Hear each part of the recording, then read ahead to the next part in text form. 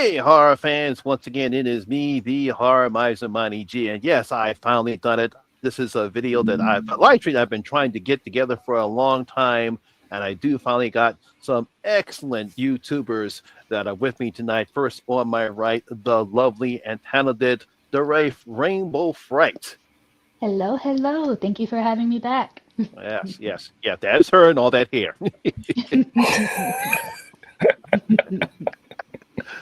Down below me is a good friend of mine, fellow YouTuber and fellow Deadly Venom. It's been a while since we got the game back together, but it is Night from the Nightwatch Zone because if you're listening to us, if you're watching this, you are the Nightwatch.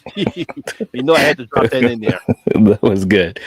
Thanks so much, man. I'm so glad to be here. It's been a long time. It's been a long time. So this is going to be awesome. Yes, yes. And of course, on the bottom right side, a great YouTuber, a great good friend of mine, Lady Shasha. Yes. Hello, thank you for having me. Yes, yes, yeah. As we were saying before we went live, this is something that I've been wanting to do for a long time, ever since I created my YouTube channel, was to get black YouTubers who love horror just as I do, African American love YouTube, and get together and talk about horror from a black perspective. Also is not only celebrating black horror, but the evolution of horror, because we've come a long way since the early days of horror, where we got no representation at all until finally we got some representation in the 1940s up until Dwayne Jones, starred in George A. Romero's Night of the Living Dead, and still could not get any respect whatsoever. And now, since Get Out, thanks to Jordan Peele, we've now seen a resurgence of horror films for not only for black horror, but for getting the respect that we deserve. Like, see, I mean, what I want to get the video started is, first of all, DeRae, how do you feel about black horror and how the evolution has changed from the early days of black horror to what we're now witnessing today? Yeah, we've seen some positive changes, and like you said, a lot of that had to do with Jordan Peele's movies, Us and Get Out. At first we just saw a lot of black folks in roles that were, just your sidekick roles, your unimportant roles, sort of. They didn't really have much background, they didn't have much purpose, or didn't have much to do in the story. But nowadays, we're seeing stories from the Black perspective, and it's allowing for people to have, more conversations about race in a comfortable setting versus it being so, um, you know, uh, I guess, in a negative light than in a negative light. So we've got more directors, and more cinematographers who are black and of color, and just more representation, in the last 2 decades. And yes, before Jordan Peele, there was, some positive changes as well. But really, since 2017, it's just been a really awesome surge of more films getting greenlit about racial stories and films from people of color. So it's been awesome seeing that. Agreed. Yes. What do you think, Knight, as far as your recollection, as far as how we've changed, how black horror has changed from the early days up until now? Well, I think that it's been a nice shift, and it's not even just in front of the camera. I think, when you talk about so many opportunities behind for producing, promoting, all of that, and you can see the change. And it's not even just like it's great to have those stories that are important, and we need those, and we'll continue to have those. But it's also nice when you see some of these movies that are coming out, and you've got these characters. If you close your eyes, you know what I'm saying, you don't know where they come from. You know what I'm saying? Like, in other words, there's no stereotypes and kind of the usual tropes that you would see from these characters. When you look at something like Barbarian, right? And you look at what Georgina was able to do with that role. And I thought that that was awesome. I was like, man, this is just a story about a girl, a lady. I'm sorry. Mhm. And she's going through some shit. You shouldn't have gone down that basement, but you know what I'm saying? Like, it was a great story. and it was really refreshing to see that. And I think that, for me anyways, I'm glad to see that, because now we can talk about these characters, and you don't have to feel kind of like, you don't have to give the side eye about the typical tropes and stereotypes that some of these characters would have, that we saw like in the 80s and the 90s and so forth.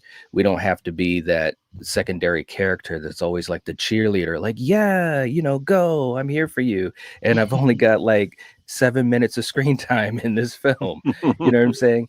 So that's what I'm happy about, as far as seeing some of this evolution happening, you know. To piggyback off of what Knight was saying, I just recently saw The Woman in the Yard, and in our review discussion about it, one of the things that I brought up was that it was such a universal story. Even though in this instance it was about a Black family, everything that happened in that movie and the subtext of that movie could have been any group of people. It could have been an Asian family, could have been a white family. It was just very relatable because of just it being it's more a mystery thriller, I should say that. So if anybody's going to see it, go in knowing that it's a mystery thriller, not a straight up horror movie. And it is a metaphor for something else.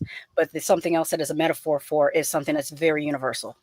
Yes. Yeah, we got some interesting stuff going on in the chat. Jordan Van Ryan says, I think the interesting thing about horror from the Black perspective gives insight, but still let them participate in horror movie scenarios, and it works. And I think that's a great aspect of what we've seen the change when it comes to horror films, because we don't necessarily have to just it could be almost anybody. I mean, just like you said with The Woman in the Yard, that film, just because it does have a Black family in it doesn't mean that can happen to any family, just not one particular family at all. I think that's what they did a good job, even though I didn't like the ending of the film. In the film. Let's see, what else we got in the chat? You see, we have Rachel McDonald's in the chat. We got Val's views in the chat right here. I want to thank everyone for participating in the chat. One of the things I want to go over, because I'm pretty sure lots of people do not know that the first ever all Black cast, when it comes to, I guess, say a horror movie, but it was a sci-fi movie, was a 1940 film called Son, and I think I pronounced this right, Agani. It's interesting because it's spelled Ingagi, and you would think it's Ngagi, but in the movie they kept on saying Ngigi. Yeah, because that's the name of the monster. They call it Ngigi, but in the film it's called Ngadi. Now, not to be confused, but there used to be, because everyone thought it was called Son of Ngagi, but there was a film called Ngagi, but that was a totally different film. I don't know why they called it that name. Probably the first viral marketing. Yeah, no. There you go. People come see it. Right. And that film was based upon a short story by Spencer Williams. Now, people who might not know who he is, he was actually part of the team of Amos and Andy show. Some of the things some of the things when I was researching this, I wanted to see what it was. And it is amazing how that was the first film that featured an all Black cast, and that came out in the 40s. And you see how long it took before we actually got a person an African American to get a lead role, other than the typical roles that we've seen Black actors got, or black or female actresses get in Hollywood films, let alone horror films. They would play the token character. The house Negro, or the magic Negro, or whatever type of role they would say. Now, they actually did not use the N word. They would just say Negro. I guess they were trying to be okay. There's two things I noticed about that movie also. Not only is it the first Black sci-fi movie, but the scientist was a woman. Which is huge for the 1940s. That was interesting too. Yes, that is huge. Most women didn't even go to college in the 1940s, so for her to be a Black scientist was really huge. And something else, there's a scene in the movie where a character gets scared, and he sees the monster get scared, and he jumps out the window. And I always wondered if in Night of the Demons, Roger's character who made it to the end, he got scared and jumped out the window. And I always wondered, is that an homage to that movie? That's so funny. You made that parallel to Night of the Demons, man. I just watched that last week. I know, because when I was watching that movie, that scene did not come up to me until you mentioned it. When the monkey just jumps out the window, it's like, damn, That movie kind of reminded me of, I don't know if it was Betty J. Davis or Joan Crawford. I think it was called Trog. And that movie Might have been reminded me, I feel like it might have been Joan Crawford because she did a lot of horror movies yeah. in the 60s and late Mm, 70s. There was Mm. one I just recently saw hers. What was it called? Straight Jacket. That is yeah. a freaking slasher movie and no one talks about it. Really? I've never Yeah, heard of it's that on one. Tubi. It's Wow. Uh, really good. got some more people coming to the chat. A lot of people are saying some interesting Hey, things. Oliver. She's saying, yeah, the thing about making Claudia older was meant to avoid controversy is wanting to cast a child, but it loses the momentum. Guess she's probably talking about Oh, Interview with a Vampire? interview. Is they Mm. talking about Interview with Vampire? Yeah, that's what I'm thinking. Yeah. Because Yeah, that's Claudia, what. in the book, she's meant to be a child, and a large part of her story arc is that the vampires have an agreement not to turn children into vampires. And Yeah, that's Mm. because another reason why I forgot the character's name. The character that Antonio Banderas played in the movie, he was yes. he was completely miscast because that character is meant to be a 14-year-old. And he was so upset by seeing Claudia Armand, right? because yeah, Armand. He was Yeah. turned as a teenager, and that's why he was so mad when he saw Claudia, because it's like, you know how upset I am about having to Mm. be in a child's body for the rest of my life. How could you do that to her? So Hmm. it Mm, really, what they could do is hire an actor that looks younger than what they're like. The young lady that's in Stranger Things with the red hair, I thought she was the youngest in the cast, and she was like Oh, 20 when she Sadie was started Sadie on the Sink. Sink? show. Was Sadie Sink? Yeah, Hmm. she Yeah, really I looks think like a she looks. 13, 14 year I, old. I know she looks very young, Hmm. but she's in her 20s and she Yeah, I looks know. very young. Yes, I know. I was like, damn. mhm. Because She's a young. I didn't know she was that old until I actually read her bio on Mhm. Yeah. IMDb, and come to find out she's like 20. She's like a 20, almost. She's like in her mid 20s now. Yeah, another one Hmm. they did that with uh, was it Malachi in Children of the Corn? Yes. He was like 27, but he looked, like a kid. Mm. Hmm. Oh, I see. We have some Yellow Jacket fans in here. Ooh. Mm. I have not finished that yet. I have to get caught up. I only saw Oh, season one. I you got know, to I get saw. caught up too. I just saw the pre-ultimate episode in there. Very shocking things happen in that one. I will not spoil. The one thing I don't do is I don't spoil anything at all. Hmm. Cool. Good, Uh, good. oh, a good friend Marty is in here. He's been wanting to get this done in a long time. Marty, Mhm. Hey. Hi, Marty, Marty. what's up? yeah, I hope you recovered from your video that you had with Jen the other day. He'll know what I'm talking about too. Mhm. Great thumbnail. Did you see the thumbnail with Yeah, I know. I Marty's saw the thumbnail. exposed brain and Jen eating the brain? I told him to stop letting Jim just scalp him.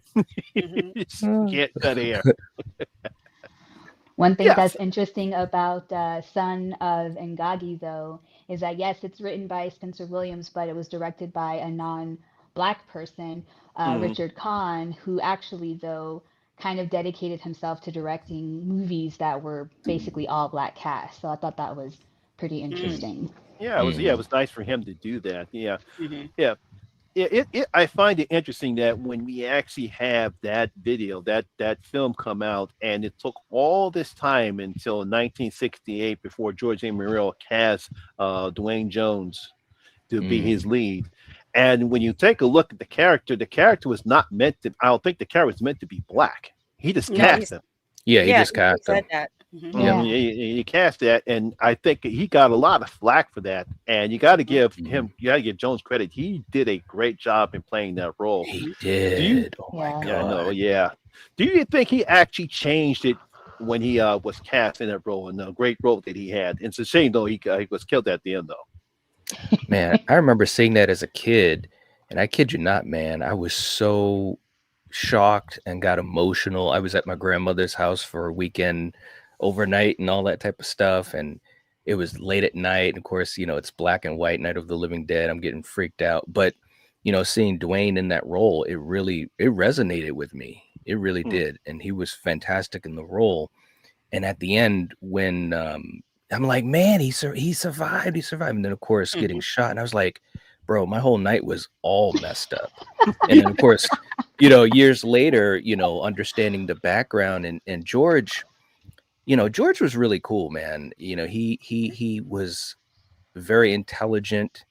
And I think he really respected Dwayne. And as we said, he casted him off of the strength of his skill. And I Hmm. thought that was really cool, because he could have obviously kind of played up the whole idea. Oh yeah, da da da da da, and this made it so much more socially relevant and so forth. He's like, no, I cast him because he was the best actor that tried out for the role.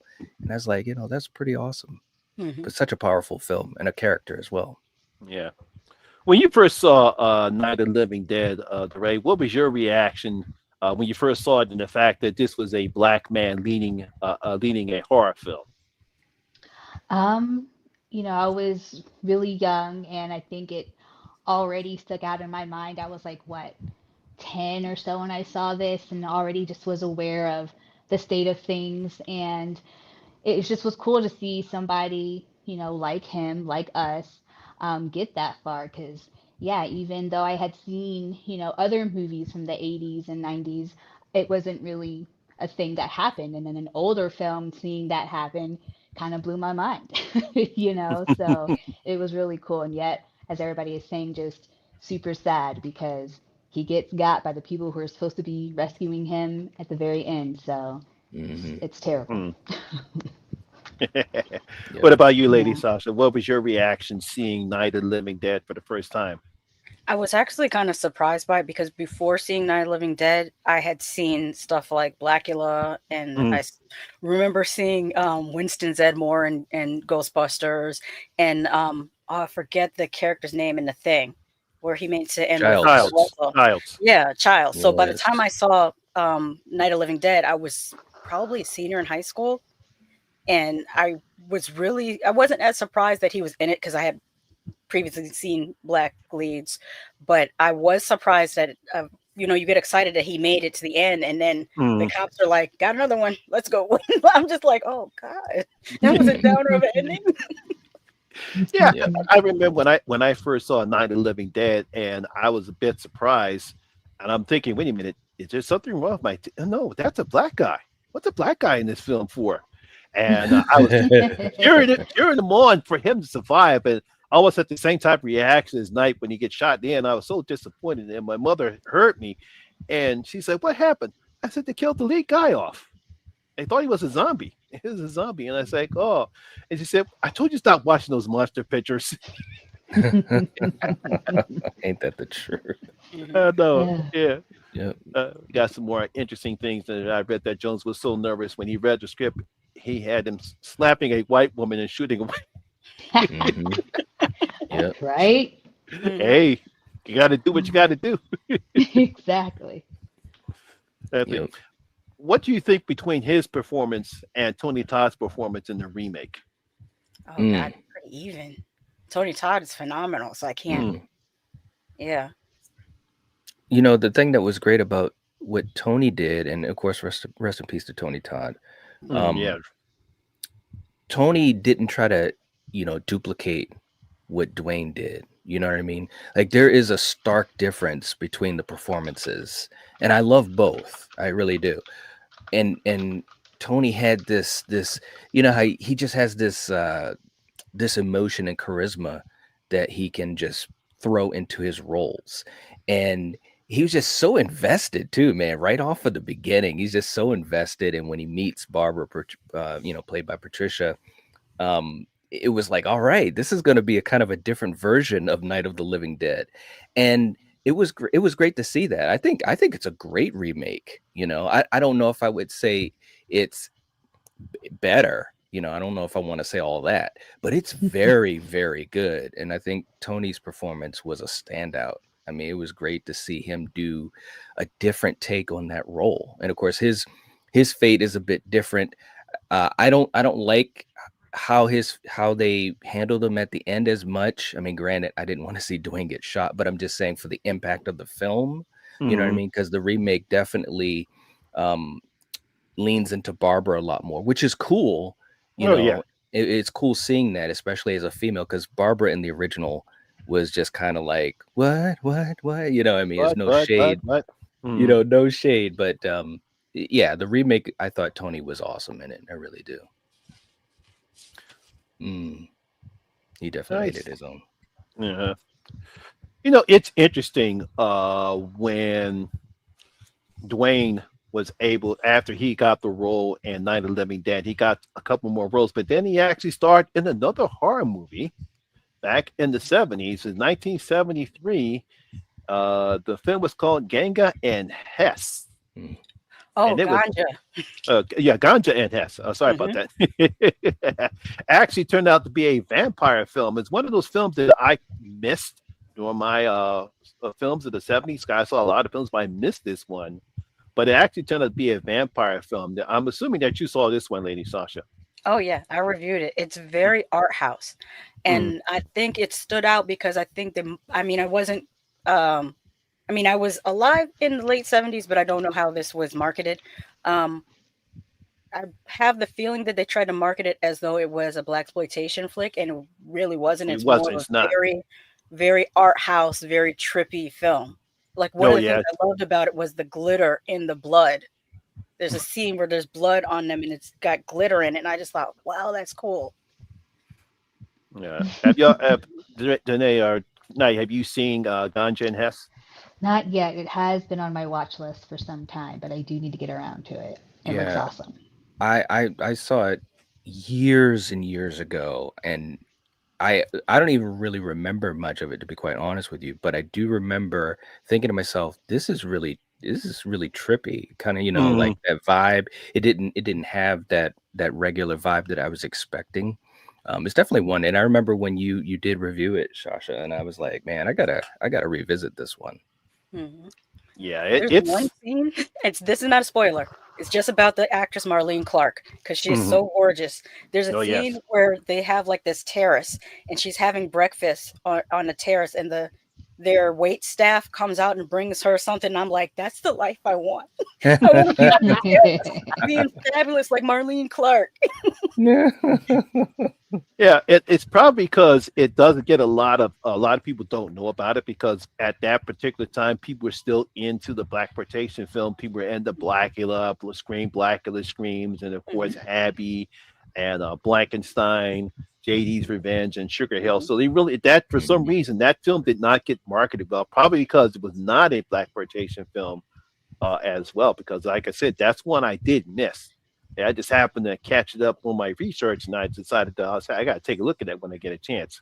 Yeah, Mhm. but it's interesting how was his performance in that film?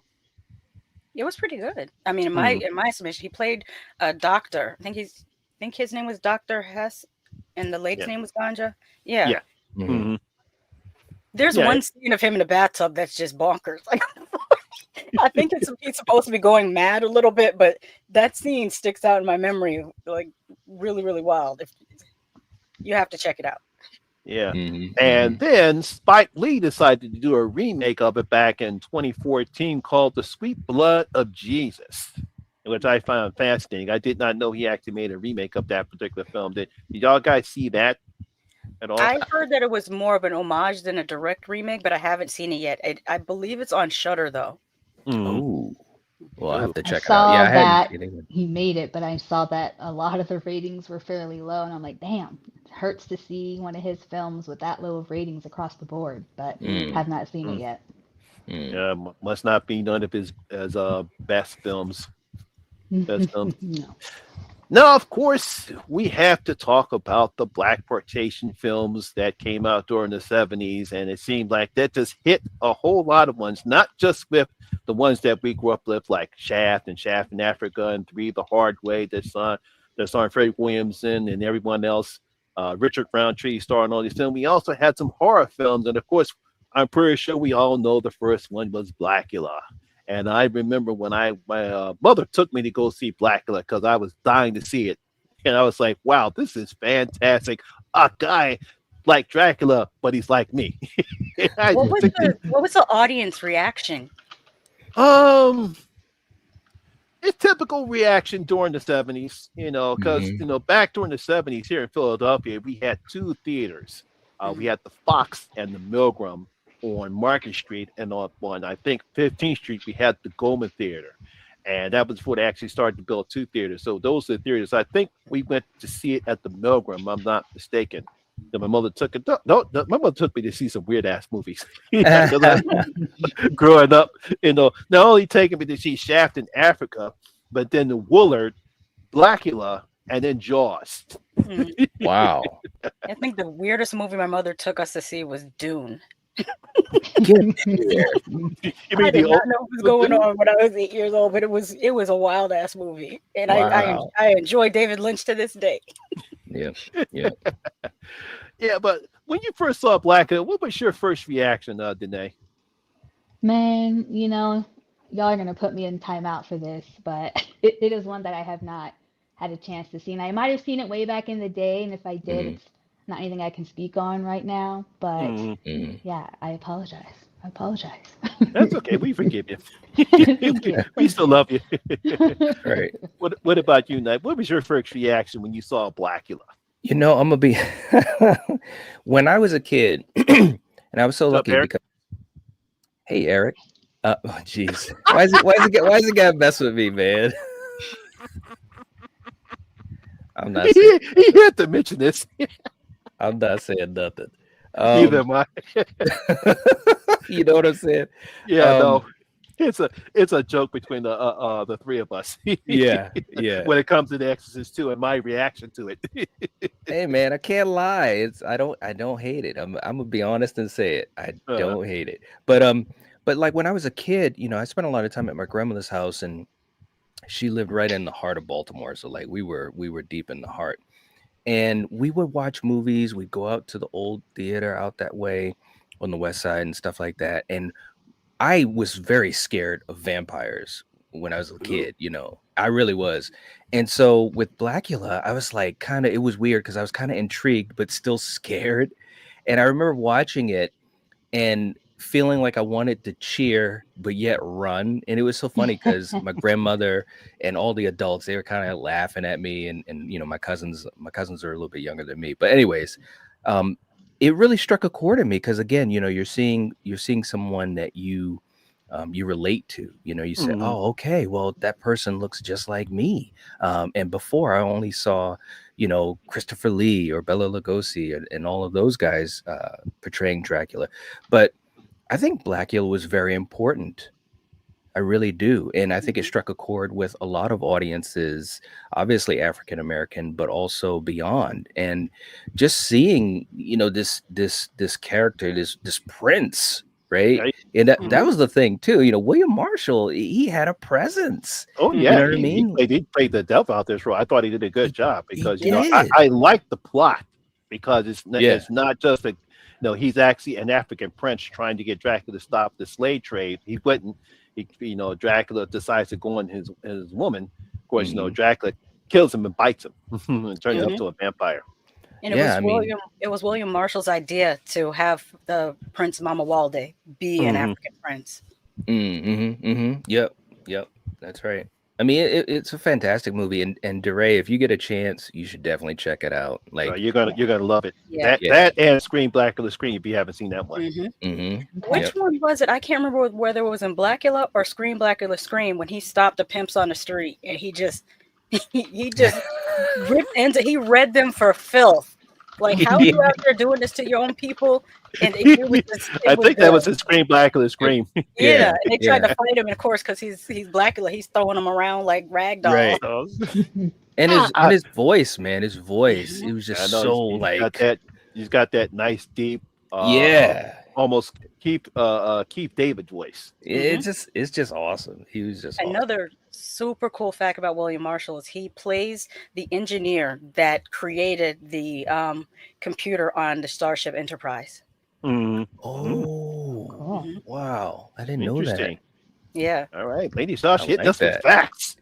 That's what she I couldn't does, help it. man. I know. My mother and my brother are Trekkies. I grew up in a house that every day after school, one form, either Next Generation, Voyager, Deep Space Nine. There was Ooh, so many versions of Star Trek that was always on.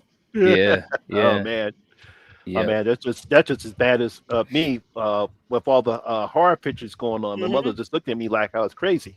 Mhm. But I'm thankful because they taught me that having your geekdom is really, really cool. Like the first convention Yeah. I ever went to, my mother took me to a Star Trek Next Generation convention. Mhm.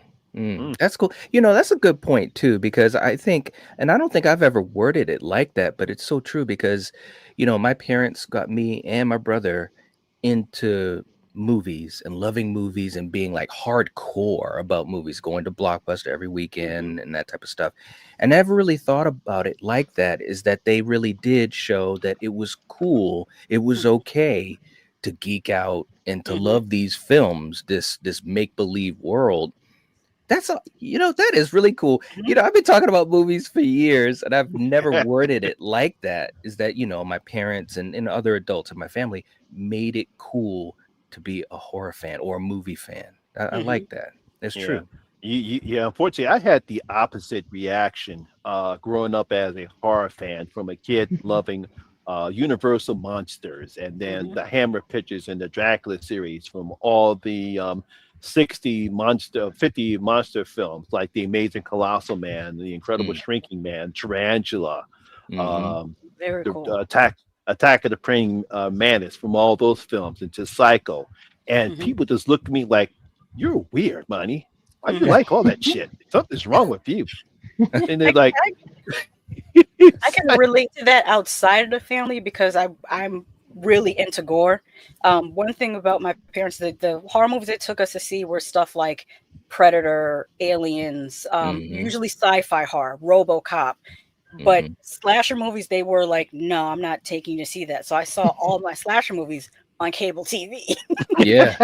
Yeah. Wasn't that Mm, cool though? Cable TV had Yes. all that stuff. oh yes, yeah. And I it got did. really into gore, and the first time I felt that type of rejection from people was in middle school. I was just, I think we were in homeroom, and the other little girls in seventh grade, they're looking at 17 magazine or Tiger Beat, and they were like, "Do you have any magazines?" I'm like, "Yeah, this is my magazine," and it was Fangoria, and they were just like, "What's wrong with you?" Right, right, right, Oh, I had no idea. At 12 years old, I did not know it was inappropriate to Yeah. bring right. gore back Oh to man. school. I know because it's like this. Because right before Fangoria came out, I Hmm. always read the Monster Picture comic books. Hmm. Growing up, and Mhm. I always read them, and people just look at me. It's like, why are you reading that? It's Hmm. because I love it. Because to me, it's like I had a morbid sense of humor even when I was little. So Hmm. that stuff Mhm. did not bother me at all. So it's like I just love weird shit. Hmm. It's just how Yeah. I yeah. was when I grew up. Mhm. Very I Yeah. true. remember watching horror movies like when I was 3 and 4 and 5 with my dad. He loves horror. Not so much my mom. I remember being super young and watching The Exorcist probably on cable TV by myself in the dark, and then my mom walking in to the kitchen to get a snack, and she's all, "Are you watching The Exorcist?" I said, "Yeah." She said, "Alone?" I said, "Yeah." In the dark? I'm like, yeah, like what is the big deal? Like it's absolutely nothing to me. What are you tripping on? And she's like late 20s, early 30s, like, afraid to do that on her own. I'm just like, okay, Mm. well, whatever. That I'm that I'm is I'm still here pretty chilling. hardcore. Like It's still pretty I hardcore. wouldn't to this day I wouldn't watch The Exorcist alone in the dark. Oh, that is great, man. I gotta admit, no, The Exorcist is still. Look, I know everything that's gonna happen forwards and backwards, Hmm. but when I watch it, I still get a little those goosebumps in Mhm. in a lot of those scenes, and it still kind of touches me, and I'm like, holy shit, man, this movie is Mhm. friggin' 50 years old or whatever. It still has that effect. It just shows why it's one of those special movies. Can I respond to Eric's comment you just put up there? He said growing Yeah. up with horror hosts like Svengoolie, Elvira, and Hmm. Rhonda Shear. Yes, I remember Rhonda Shear used to be on USA Up All Night. And that's where Yes. I think I first saw the Toxic Avenger. And then he had Commander USA's groovy movies. And of course, Joe Bob Briggs. Joe Bob, I Yep. have followed him from so many different channels when he had Monster Vision, the drive-in theater, to now the Yes. last drive-in. Like, and so knowledgeable. That dude is a Mm. scholar of horror movies. Right? Hmm. It's Mhm. so true. Sometimes I say to myself, how does he remember all of that? Yeah. You Oh know what I'm yeah, saying? I I know. mean, yeah, it's crazy. Yeah. I know, yeah, because that's one of the things that a lot of my friends growing up, a lot of my boys were just like, "How do you know this stuff, Monty?" I was like, "I just know Mhm. it.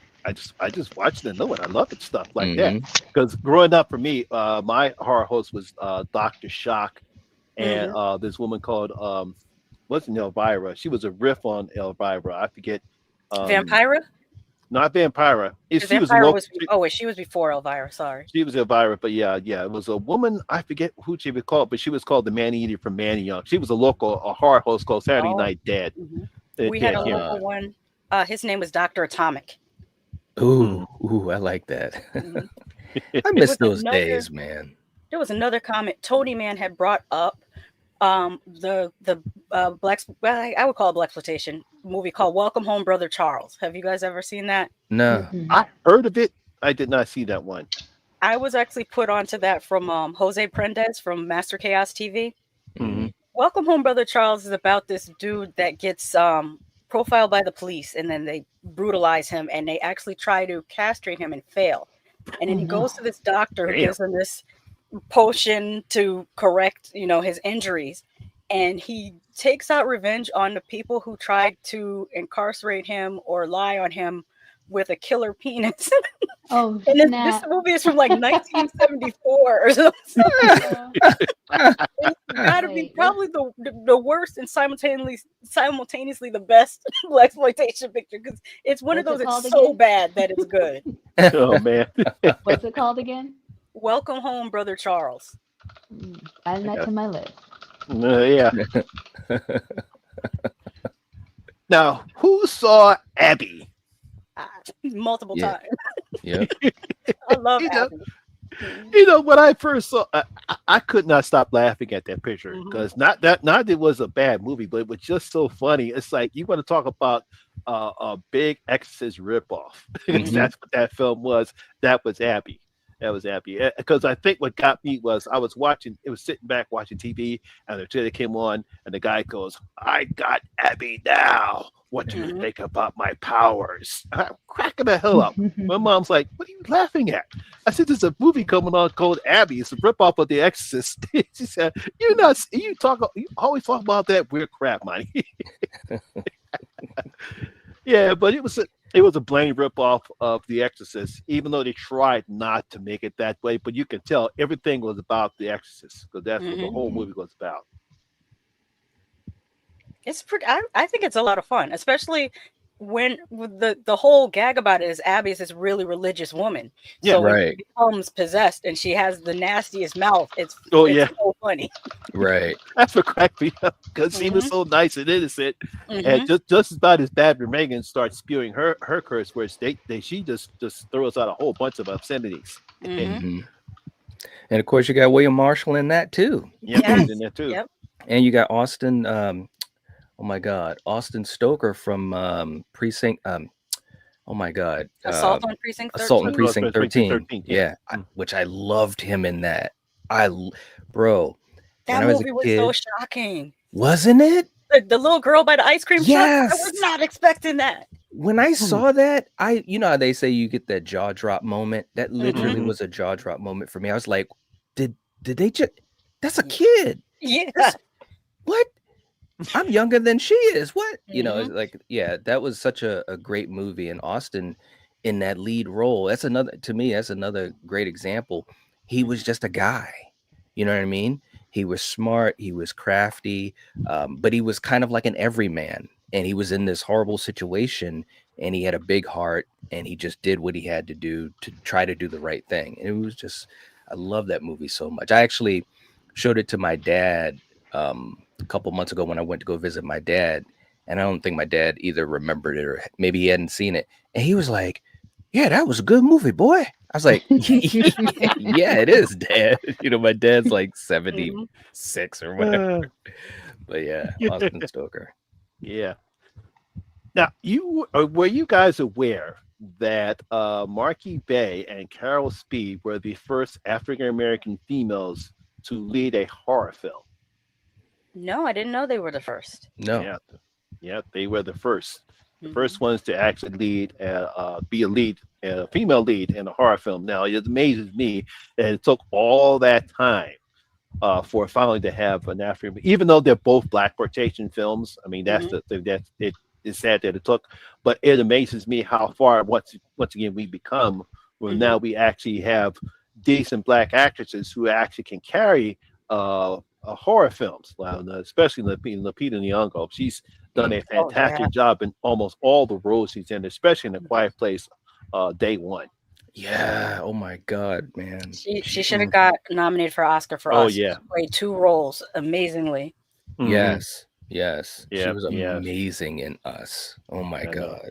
Yeah, yeah. A lot of people said Us and even though I knew she probably going to get nominated for a Hmm. Quiet Place Day One, but she did such a fantastic job in both roles. Hmm. Uh, Hmm. But they overlook horror actors all the time because I've been saying, Yeah. what's her name from Hereditary? Tony If that Collette. was Tony Toni Collette. Collette. If that was anything other than her, she would have been nominated. That's why Yep. it was so amazing that Demi got nominated this year. Still thought she was robbed, and I liked Yeah. the Nora, but not as much as the substance. Right. Hmm. I know. I mean, Mikey I, was great and Yeah. all that, but man, Not the that great. substance. Yeah, exactly. That's right, DeRae. Yeah. She wasn't that great. And Not that great. of that oh, director's films, Tangerine was so much better. Yes. I got Honora. It was cool enough, but the Florida Project that should have won Yes. something. And Ugh. Tangerine, those were his Mhm. best Yes. projects to me. Agreed. Mhm. yeah, Mhm. I think after the backlash, and I mean the huge backlash that Amir Perez got. Oh God, Uh, Mm. everything about that movie is wrong. I won't go off on a tangent on, but everything. You got a French director. You got actors that can't hardly speak Spanish. You got the one that does speak Spanish is from Spain and says horrible things about Mexicans and horrible things about Mhm. Black people and Muslims and every and but let me think the other groups that she attacked. She called when BTS performed on I think it was the Grammys they performed on, and she yeah. called them a bunch of Chinese guys. Ugh. Oh. The Chinese Ooh. guys are ruining the awards. I'm like, what? Mm-mm-mm. If you don't shut up. Right. She never found a group of people she couldn't hate on. Like, gosh. Yep. Oh man, yeah. Yeah. Well, we can bash that film another day. Yeah. Okay. Yeah, yeah. Now, another black exploitation film that came out in '74 was actually Sugar Hill, and I actually thought this was Yes. pretty interesting because they actually list Marika Bay as a final girl or a final black girl, but she's not a hero. She's actually the villain in this film. Mm. I don't think she's the villain. I Mhm. think she's an anti-hero because she's Yeah. avenging the death of her husband. So Mhm. she went after those who killed him. That's Yeah. an anti-hero. That's not really to me. That's not a villain. That's a good point. Yeah. Yeah, because when I was researching, I was looking at Black Final Girls, and they have her listed in there, and I'm like, wait a minute, but she's kind of like, I could understand why they put her in there, but I felt as though she's more of a villain. But you're right, she's more of an anti-villain in that Mhm. particular role. Yeah, but that was an interesting horror film. Mhm. Coming from that, coming back, what do you thought about that film? I don't know if Danae or Knight, have you seen Sugar Hill? Oh yeah. Not yet. Oh yeah. Yeah. I mean, look. Anytime I know I keep saying my grandmother's house, but we spent a lot of time at my grandmother's house. All right, with my aunts and my cousins and stuff like that. And anytime they would kick back and watch a movie, whatever, we as kids, we always try to sneak into the living room and we'll be quiet, we'll be quiet. So yeah, no, we watched that. I don't know, man. I might have been about 8 when I first saw Sugar Hill. My grandma's like, don't tell your dad that you watch these movies. But no, it's a classic. It's an Mhm. absolute classic. Yeah, it's a different take on a horror film, at that particular time because it was all about Yeah. revenge. But obviously, she used voodoo to get that was where zombies really became zombies as we know them before. But she actually used Mhm. voodoo to get back from the people who Mhm. killed her husband. No different take, but still an okay horror film, for a black exploitation film. That was Mhm. kind of the original take because most of the zombie movies from the 40s, like I Walked with a Zombie and White Zombie, they all contained something to do with voodoo, making the Right. reanimate the bodies. It Mhm. wasn't until George A. Romero's Night of the Living Dead that they took out the voodoo and changed it to, I think it was a comet. I think he said there was a Yeah. comet It was a that comic. passed Yeah, it was a by. comic. Yeah. It was a comic. Yeah. Mhm. And And also, he never said they were zombies. Everyone keeps calling them zombies, but he has said he never repeatedly that said they're they were. ghouls. He never They said were they were That's right. ghouls. Yep. Isn't that Never said they funny? were zombies. Yeah, I know that's kind of funny how ghouls all of a sudden become zombies, and Mhm. because I never understood that aspect, because watching all the old school horror films, zombie to me means voodoo. It wasn't until I Mm-hmm. actually Dawn of the Dead came out that people actually started to determine to make that name Mm-hmm. zombie. I have a question for you guys. Do you consider the rage virus people that are like in the crazies or 28 days later zombies or Yes. something else? Those Yes. I listen, man. I those got are not zombies. I don't They think are they're listen. zombies called either. the I think infected. they're They rage are virus not people. Zombies, zombies. you got to be Listen. in the grave and then come back All out right. the grave. All right, let me explain. Let me explain because I actually had this huge debate with some Mhm. folks in the comment section about this when I was talking about 28 days later and so forth. Yes, they are infected. Absolutely. No doubt about it. But it's a zombie movie, man. I mean, it's basically a zombie movie under the covers, but yes, they're infected. I like to play around with that a lot, but Mhm. I look at it as a zombie movie. I mean, it's technically not.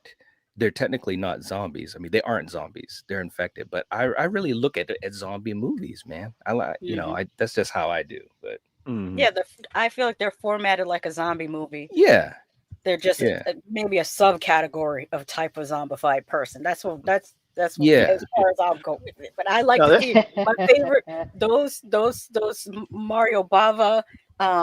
Who else? Those are my Lucio zombies. Fulci. The Fulci, yes, the Fulci Yes, yeah. zombies are the best zombies zombie. in my opinion. Yes. Yes. Zombie Mhm. or a zombie or a zombie or a zombie Mhm. too. Yes. Some Mhm. awesome stuff, man. Like, look, if you want to see a zombie fight a shark, Yes. you just tune into Lucio Fulci, man. I love Mhm. zombies so much. It's so Oh it's so man, batshit that crazy. I know that scene in that film where the shark, where the guy battles the shark, the whole theater was cracking up laughing. Yeah, Mhm. yeah, yeah. He's fighting Jaws. Someone shouted out the film. Yeah.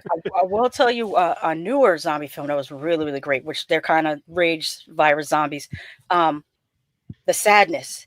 That was so Yes. good. Oh, Oh my So God. That good. movie messed me up. I Hmm. mean, seriously. It's funny. I love movies like that because I mean, all of us probably feel the same way. We've seen a lot of movies. We oh love yeah. movies. And so we've seen a lot of stuff. But it's to me anyways, it's always awesome when you watch a movie and it surprises you in some way. You're like, "Oh my Yes. God." And the Hmm. Yeah. sadness, Oh yeah. man, Sadness is no joke. they were doing some stuff. I was like, I was cringing. I Hey, was like, oh Hmm. man. That just reminded me of a couple of black zombie movies. There was another era of black exploitation that came about, I think, in the late '90s, early 2000s, where Hmm. hmm you had movies like Vampires with a Z, Yes. Crips with a mm. Z. Hmm. um, Hmm. and there was movies. There was a movie called Now Eat, which was a black zombie movie, and there was another one called Hood of the Living Dead. I think it was called. I'm pretty sure it was called Yeah, Hood of Hood the of the Living Living Dead. Dead. Yes. Yeah, Uh-huh. but they were all direct to video. And then there was a section of Full Moon Video that was dedicated to making black horror movies, and they would Mm. make stuff like Ragdoll. Um, oh, what's the other one? Is it Oogie Boogie? It was like a little creature doll that kind of looked like the Trilogy of Terror dude. Oh I think it my was called Was it God. Ooga like the Booga Zuni or something doll? like. It was Like the like a Zuni Zuni doll? doll. It Uh, looked like the Zuni doll I got back there. oh It yeah, looked yeah. like Yeah. I thought that. it was the Zuni doll you had back there. Hmm. Yeah. But it was Too, called like too, Oogie too much for Boogie or you. something Too like much for that. you, ladies. They said you couldn't get through the sad. It was too much. Yeah, Yeah. well, the Try eye again. socket scene. It's Try again. hardcore, bro. It's Like It hardcore. is. it I know. is, I know man. the name. I know the name. You and Sasha. I know you loved it. Oh Yes, yeah. Hmm. It because was great. I like gore. Yeah, I know. And shout out to the Taiwanese. Like that was I didn't know they did it like that. That was. Right? Oh Hmm. yeah. Right? I was Yeah. like, man, That y'all one rocking in and rolling.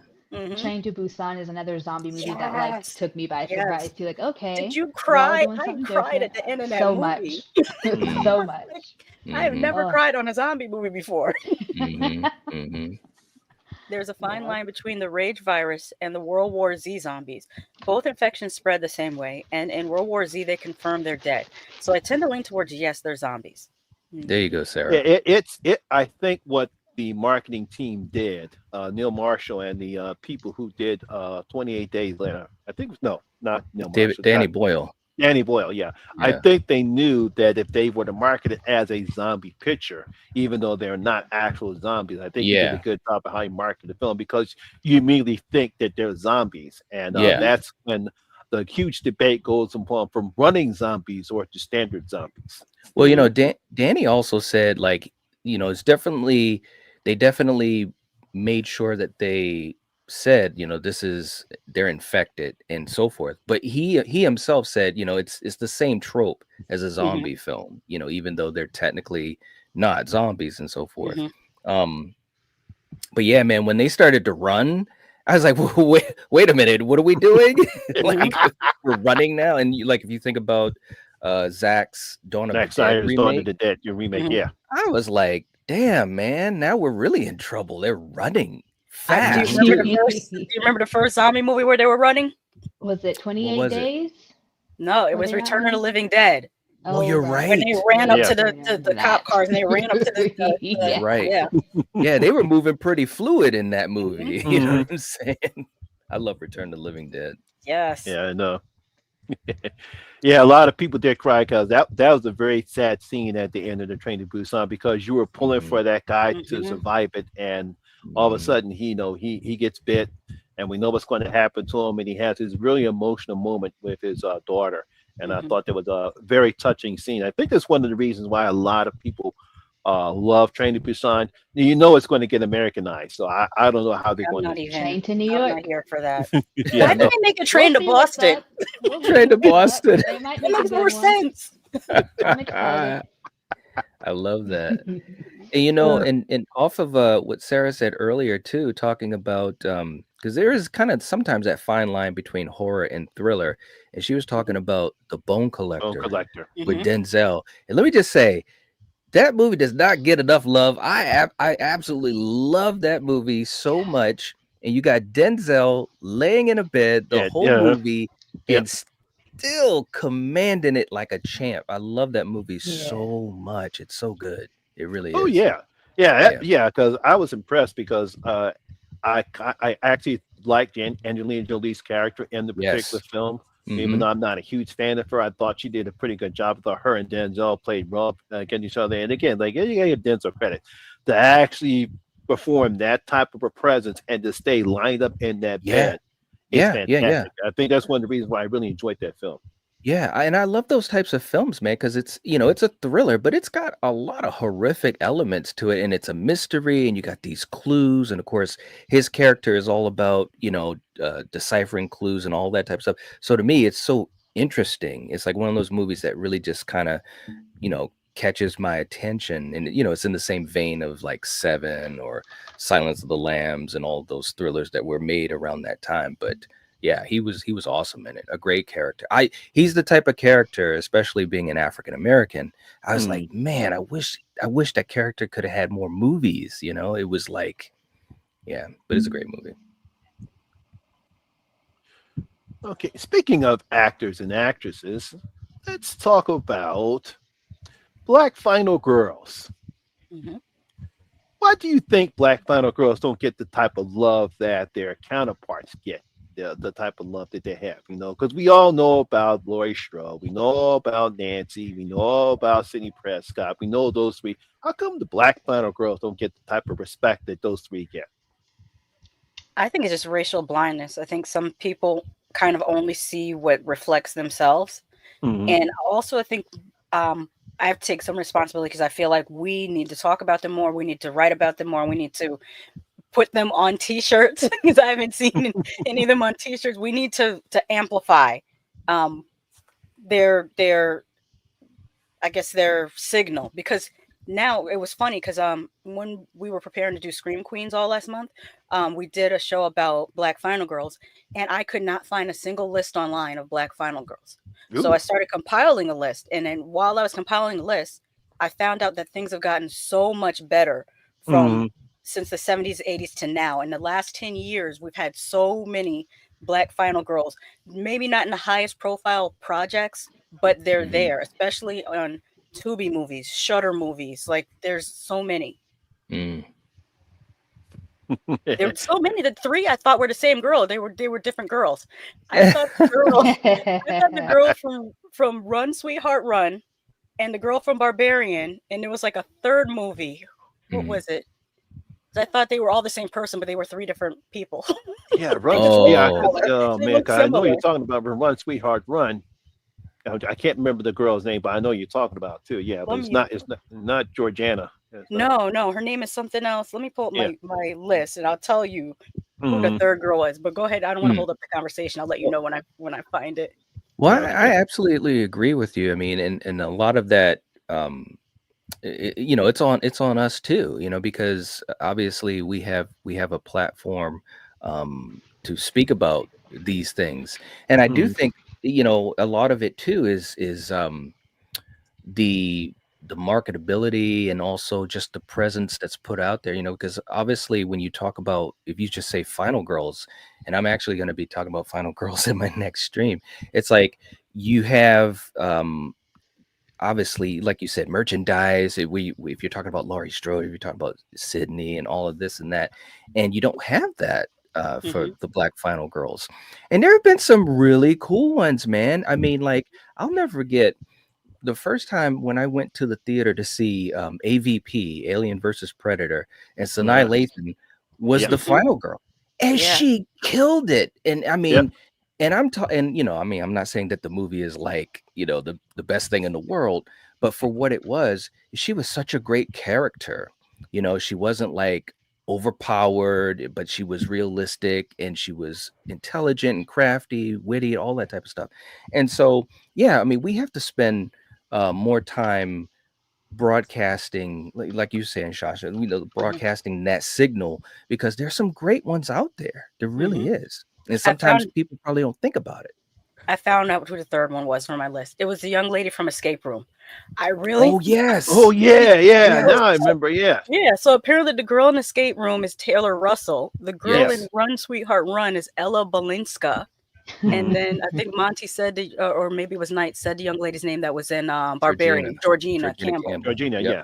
But then Yeah. Yep. you Because that. also Yeah. have Gloria Lynn Henry from Phantasm Ravager, Hmm. uh, Yes.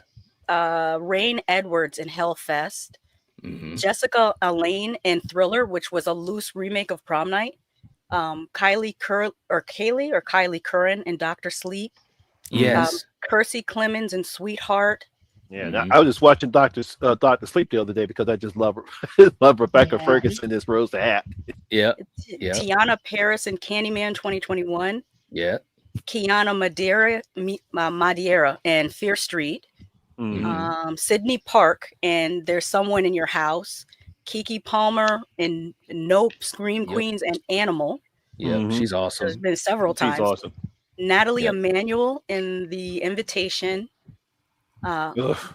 Bethlehem Million in Sick, Hmm. Jasmine Savoy Brown in Scream and Scream. I Yep. mean, Scream and Scream was that 6? Five Six. or Yeah. six. Scream 6. Yep. Scream 5 Six. and Yeah. 6. Yellow Yeah. She's part of Jackets. A whole bunch the of stuff. core four. Yep. Yeah. Gabby Beans in The Harbinger, Sophie. Well, I don't know whether we include Sophie Wilde or not because she kind of made it to the end, and then it was kind of a Doug Jones situation and Talk to Me. Yeah, it's true. Yeah. She was awesome in that, though. I absolutely loved Mhm. her in Talk to Me. Oh my gosh. I know. Yeah. Precious Way and You Are Not Alone, which is a movie that was produced by Michael Jai White's production company, and Hmm. it's very similar to Scream. It's like a black version of Scream. Yeah. Um, Storm Reed in The Nun 2, Yep. uh, Yep. Parker McKenna Posey in Rock the Boat, Naomi Aki in Blink Twice, Hmm. Kia King in Guess Who, Ashley Moore in Festival of the Living Dead, um, If Finish Hadera in Werewolves, and Jerrica Hinton in Mr. Crockett, Ruth Nega in Isolation. I don't know if you guys remember that one about the farm that had like the genetically modified animals on it. Yeah. I'll say that way. And Oh Hannah no. John Common in Unwelcome. That's my list from 2010 to today. But I'm sure I there's know. more. I'm still Yeah. Because compiling it. I'm Is that surprised you didn't. Yeah, I'm surprised you couldn't find it because when I was researching this, I was actually able to pull up a list of Final Black Girls. Mm. Although it was kind Mhm. of a mixture because they had Final Black Girls, but then they also had black actresses, leading black actresses in decent horror films. Yeah, Mhm. because there's some lists that they will include like Grace Jones and Vamp, but she was actually the Yeah. vampire, not Mm, or like Aaliyah and Queen Queen of of the the Damned, Damned. where Mhm. they're more scream queens, not final girls, but Yeah. still mm, amazing. That That list, can you send that list in the thread, or is that something that you've got to? It's a spreadsheet, but I can Okay. probably screenshot it and send it to you on Instagram. Yeah, that'd be awesome. That'd be Hmm. awesome. Oh yeah, yeah. That's great. It amazes me about how the times have changed. And Mhm, yes, you're right. We do need to give these women their due. Yeah, Hmm. yeah. Because unfortunately, like the films are not marketable, like with the Scream franchises, and obviously the Friday the 13th and the Freddy movies. You know, they're not as marketable. But we are now seeing the mhm, evolution where mostly where you see all these great films that have black actresses in them playing these roles. And what I really love about some of what they do is they're not the typical scaredy cat, run away, mhm, oh my God, I broke my ankle trope that we've seen before in the slasher film. They're smart, they're intelligent, they don't make dumb decisions. mhm. You Hmm. know, that's why I really appreciate what they've done. They're not the typical people that we've seen in horror films. Hmm. Agreed. Mhm. Absolutely. Now, Mhm, since we've read all a huge list about black final girls, why do you think that black actresses, and we just mentioned Grace Jones and mhm, Leah that played bad, that actually were the villain, how come mhm. we don't see more of that in horror films? I think it takes a special person to play a villain, though. And Yeah. Mm, Grace Jones has a presence. Aaliyah has a presence that these are not common women. mm, These are like once in a generation women. Mm, that's well mm, Kind of said. I like mean, how Robert Englund is Freddy Krueger. Like that aura that he had as an actor. We were just talking about um my mind is blanking on me. I hate when it happens. We were just talking about Tony Todd as Candyman. Like mhm, these mm, are presences that they're this is not something just anybody can do. And I think those people are rare, but I think maybe the studios could do a better job of finding those people instead of what I'm seeing a lot of is maybe a little too much nepotism where you have, and I'm not just saying in front of the camera, we have nepotism directors, nepotism casting directors, mhm. nepotism writers, and they're not coming up with the best content because aren't they haven't had to work hard enough for their job, I think, so they don't put in as much effort. That's just my theory. mm, Mm. Well, I think also the other thing about it too, and I think this dominoes into a lot of things about filmmaking. I think now with just the saturation of what we have, whether it be in theater or streaming, which is absolutely bonkers. Back in the 80s or even in the 90s, a lot of these filmmakers or directors, I'll say specifically, they really they were working it. You know what I'm saying? Like Mhm, they really had to put something together. They had to work for years to get a movie made or get greenlit and so forth. So when they made those choices, like you said, Robert, I mean, Wes worked on Elm Street for years before he mhm, got to New Line Cinema, and Bob Shea said, "Okay, here's the paycheck. Let's make this movie." So like there was a lot of blood and sweat um into making that film, and so those choices that were made were very, it just seems to me anyways, they were very specific. They're like, okay, we need someone that can really embody this villain, let's say this mhm, this Freddy Krueger. And I think nowadays movies are just made so fast, and there's so many of them, and in a way it's nice because we get a huge variety and people can latch on to what they want. But I think also it makes it, like you said, you get the nepotism and all these other things that get lodged into the equation. mhm, You do need a special person to play a villain, a good villain. You know mhm. what I mm. mean? You really do, whether it's an actor or actress. But it would be nice to see more of it, wouldn't it? Yeah, It Oh and really yeah. would. filmmaking is an art, and what I'm seeing a lot of, especially with Wild Eye, Wild Oh, Eye loves to give you movies by people who have all the best equipment. They have the best equipment. Yeah. No idea how to use it. Everybody no. is a headshot. It's like you have a location and you have equipment. Why are you only shooting people's heads? Because you didn't learn to make films. Mhm, You just had the mhm. money to make a film, but not Right. the desire to learn how to make Yes, a film. it's funny to me when I see the Wild Eye film. I'm like, oh my God. Yeah. It's like now I don't Mhm, know shit about filming, but I know better not to have me. I'm talking this one, but yet for some reason Right? the camera's not focusing on me like it should have. I'm over here. The camera's here and it's focused all over that side. Now, unless you have something Lord. set up there, then I can see why Yeah. you have it shot that way. But no, Yeah. it's like, come on, guys. And even in post, why are they like, you know what to make this movie better? A sepia filter or a blue filter over the whole movie for no reason. Oh. It's like, what? Y'all Or got money. Y'all got equipment. the ADR is terrible. Yeah. Oh man, it's sad that because I would love to see. It's probably something that we'll probably discuss about on the horror hangout stream. More female, because we really don't have an icon horror female as we do with the male counterparts, and that's something I would love to see. You know, whether it be African, of course, I would love to see African American, but I would love to see a female icon horror film who is just as popular as Freddie, Jason, or Michael. But we don't seem to have that yet. That's a good point. Okay. Yeah, it definitely Put that become in more my notes for my script writing. Okay. prevalent. Once a female. Well, we villain. All right. almost had one, but the producer said no. Because when you read The Hellbound Heart, Pinhead has the voice of a excited teenage girl. Mhm. There you go. Pinhead described. But the producer said no, slashers are male. And Mhm. and Clive Barker was like, okay, but I'm gonna still put him in a dress.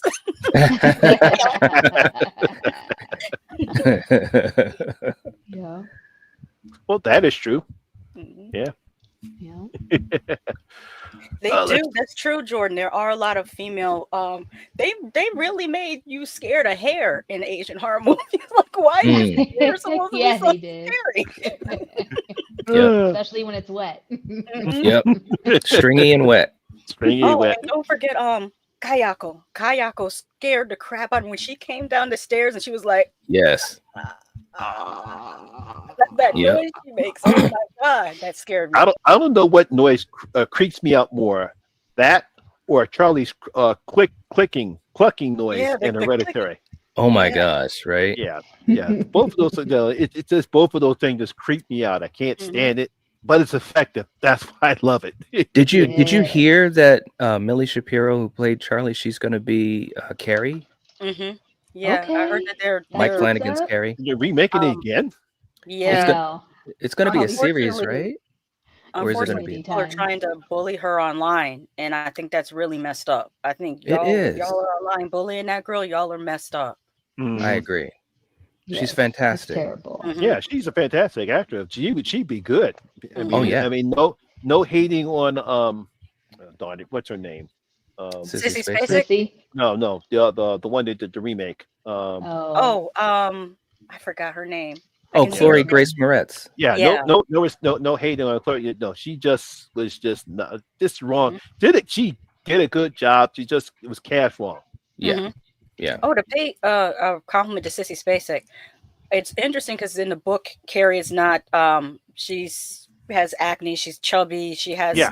uneven curly hair. Mhm. And when they cast Sissy Spacek, everyone thought, well, she's too pretty to play Carrie. But I thought she did a good job of making Carrie seem an outcast because of how she carried herself. Like she did Yeah. a great job of making her seem a little bit otherworldly due to how her mother raised her. And I was like, that's a really great direction to take it. That sometimes you can look as pretty as, phenotypically pretty or whatever you want to call it, and still be outcast because of the way I read it as a neurodivergent person is she's a neurodivergent person and not able to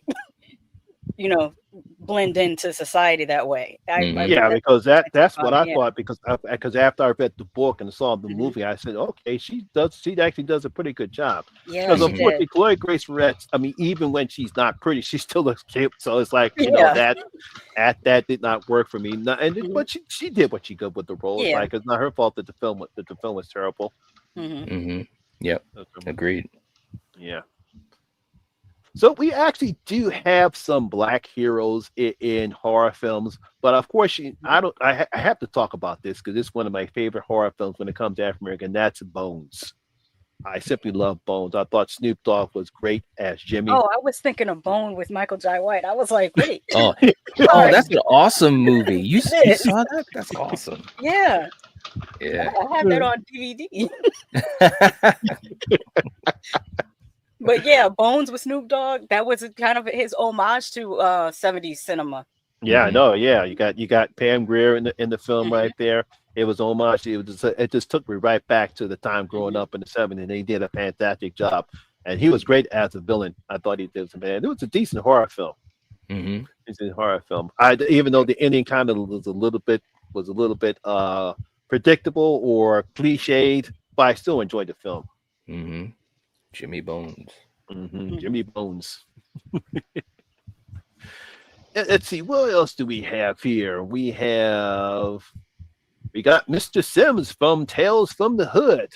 Uh, Mhm. did Oh you yes, guys real like kid. that anthology held Tales from the Hood? Hmm. Oh Loved yeah. it. So good. Mhm. Hmm. I got another fun fact of trivia.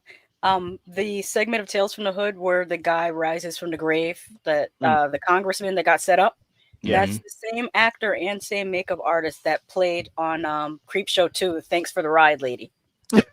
Oh yeah, I heard Oh. about yeah, I heard about that. Yeah. Thanks Hmm. for the right, lady.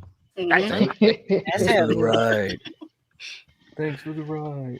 Thanks for the Yeah, I right. love Tales from the Hood being, a bit of commentary on, real societal issues like domestic Hmm. violence and just Hmm. Mhm. racism, because I also loved Creepshow. I remember being like 8 years old and falling in love with Creepshow, but it's Mhm. more fantasy and more, for the optics and stuff. And then you've got Tales from the Hood where it's just more real world. And I really connected with that even as a kid and Mhm. understood what they were really trying to say behind all the funny stuff. But yeah, and the Mhm. story in between is always super fun between the bigger stories with You Mr. just made Sims. remember something. Somebody said on TikTok that somebody should take that painting and hang it in the White House.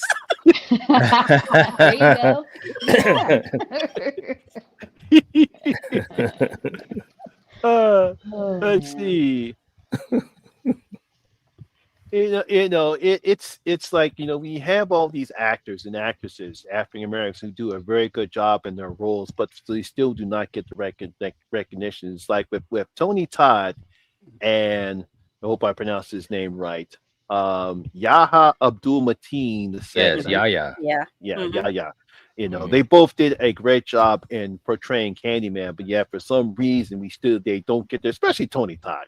Rest is Hmm. good. He's such a fantastic actor, but yet he doesn't get the recognition. Again, I guess just because the marketability. It's just like for some reason people do not believe, or I guess studios do not believe that if you cast an African American, it's not going to make the type of money that it should. But I think Jordan Peele fooled them all Hmm. when Get Out. Why do you think Get Out succeeded after all that failed? Why do you think Get Out succeeded? I actually said this. I think I said it in my review, or I might have said it on a different live stream. I actually think that Jordan Peele had an advantage in writing the film because he's biracial. I felt that he was able to write the white characters as realistic. Because Mm-hmm. one of my criticisms of Spike Lee is sometimes he'll write white characters as very um, almost comically over the top instead of Mm-hmm. showing the reality of how they really, really act. And I think since Jordan Peele has both a white family and a black family, he was able to accurately write black characters and white characters that don't feel cartoonish. Mhm.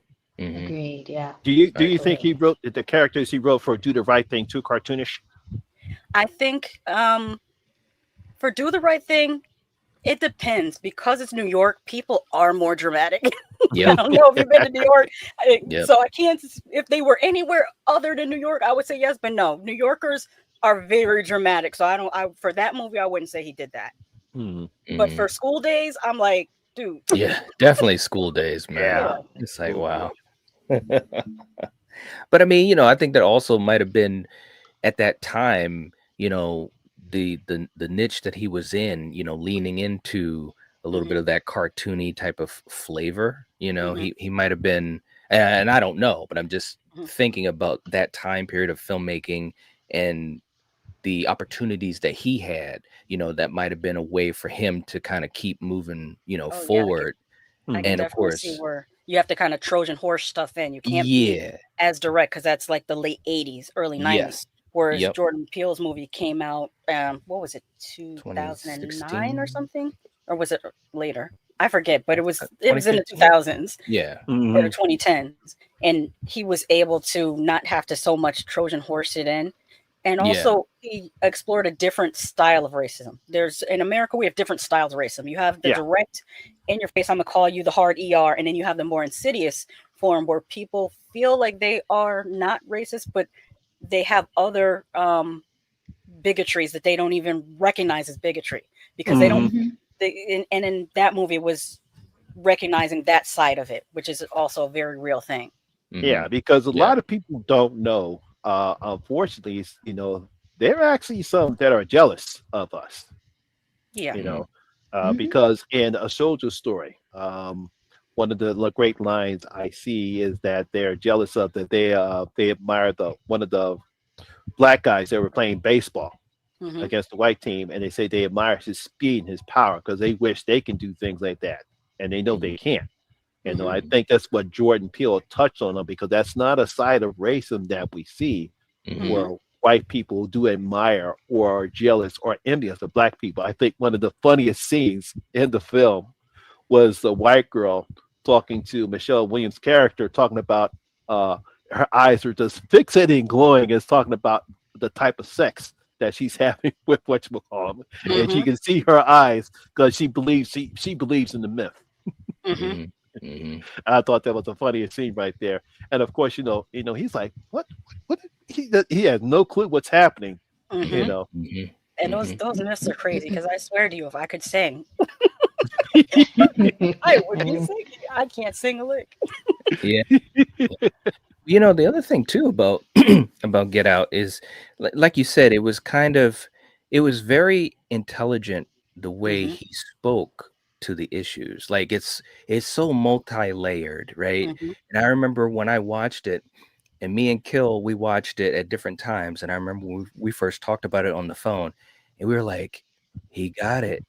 He Hmm. got it. 'Cause, my brother and I had been in scenarios very similar, to the situations that we saw, Christopher go through. And it Hmm. was like, wow. But it was smart the way it was done, whether it was when they got pulled over by the cop or when he first goes to the house and he meets the family, and just it'd be like these little sentences that were said, or even sometimes just the way that words were said. It was kind of like you just kind of get that side eye a little bit. And that's what made that movie so powerful and so intelligent. The way that Jordan was able to like pack all of that into a film that was still horror. You still get the horror in there. hmm You get Mhm. the comedy, and it's like, yeah, it was masterfully done. It truly I know, was. and And I will give him credit about. I think the best thing he did was ending. Was the ending. Hmm. yeah, I Yeah. was just about to say, I'm glad that he didn't go with his original ending because his Yes. Mhm. original ending was with the character ending up in jail, and it was Yep. too much of a downer, and he wanted it to feel more cathartic. So it Yep. was great to have his friend show up, and Mhm. Hmm. and for that moment when you first see those lights, you get I know. scared I for said, him, and then the reveal. no, no, Oh don't go goodness. there, don't go there. And it's like his Hmm. friend jumps up out there. I said, oh yes, yes, yes. Of course, I started cracking up laughing because he started Hmm. speaking. Was it Brian? What's that? Brian Tree Hill? Or It was Um, Lil Rel, I think. yeah, Lorel. Hmm. Laurel? Yeah, Laurel. Hmm. Get those two confused. And when you rewatch it, you notice so many things. Like he put so much effort into the little things. He's almost like a modern Hitchcock. Hmm. Yeah. Oh yeah. Oh yeah. Absolutely. His horror IQ, film IQ Hmm. is high. When you watch his movies, I'll never forget the first time I saw Us. And Hmm. as soon as it starts, and I'm just like, what? You just having all these things that are hitting you, like especially if you're a seasoned horror fan, you know what I Hmm. mean? Hmm. And all these little nods and winks and Easter eggs, and I'm just like, man, this guy, he's freaking awesome. Hmm. And it's so cool to see also that he comes from comedy, the world of comedy, and then coming Hmm. over into filmmaking. It's just, and of course they're so side by side, Hmm. comedy and horror. They're so linked. A lot of people don't think about that, but it's so Hmm. true. I was thinking that the thing that they share in common, comedy and horror, is timing. You have to have Yeah, Yes. it's good timing. timing. Yes. Mhm. Yep. You know, Absolutely. I think that's the reason why it's so hard to make a horror comedy, because Mhm. everyone Mm-hmm. has a different taste when it comes to comedy. You Mm-hmm. know, Mm-hmm.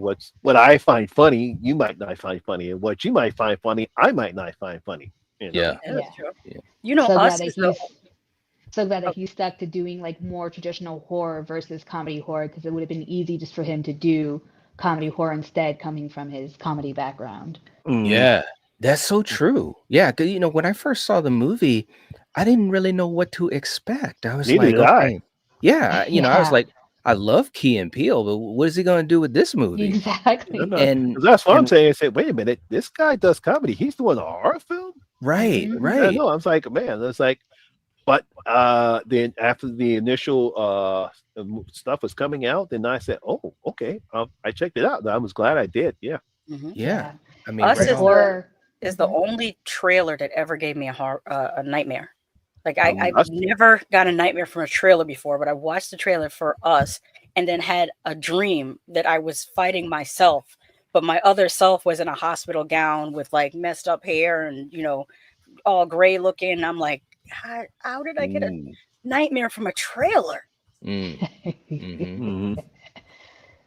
Yeah, Yeah. horror has, the ability to really draw from its audiences Hmm. empathy. Like that's what horror does inherently.